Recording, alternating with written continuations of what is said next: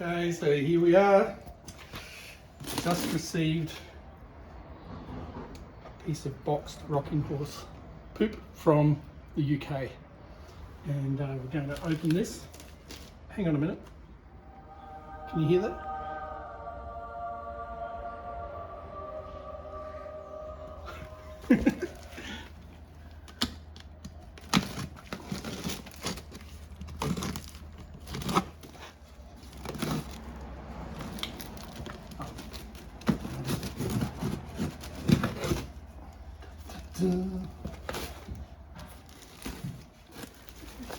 Da-da-da-da-da. Look at that.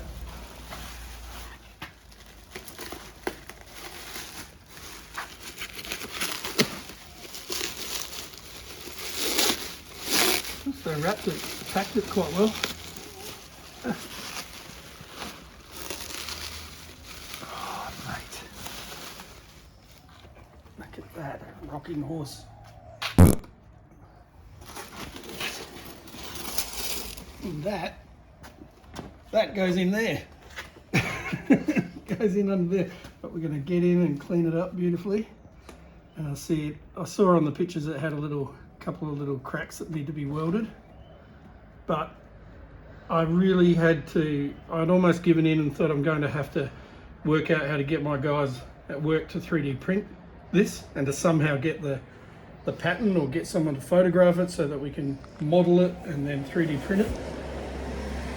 I'm tempted to still do that given the amount I paid for the damn thing. It wasn't cheap. Have a look here. Yeah, look at that. Outrageous. Hang on.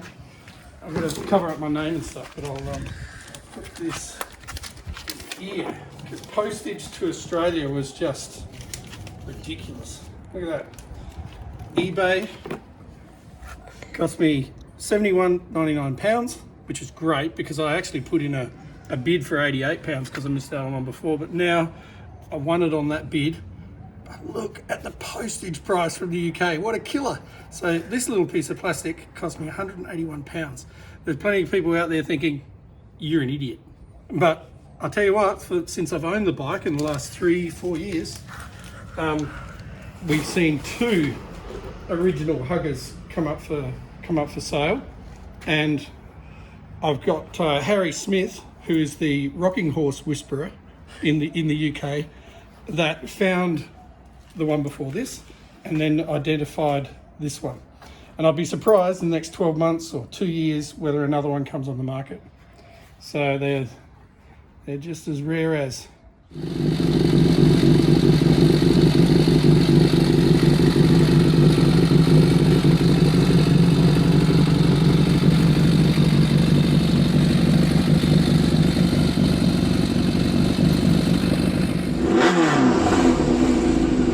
Revs back to normal.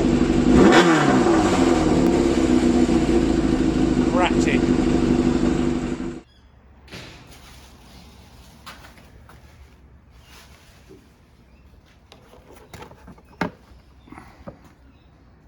Sit in there, something like that. Doesn't quite sit like that. It's going to sit a bit up above the wheel, but it just starts to look like it's supposed to. And at the moment, there's really no protection up underneath the seat.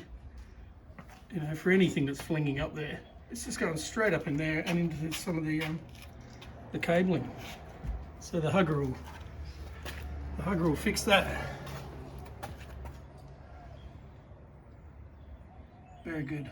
So, still looking for chain guards. I'm also told by Harry they're as rare as can be.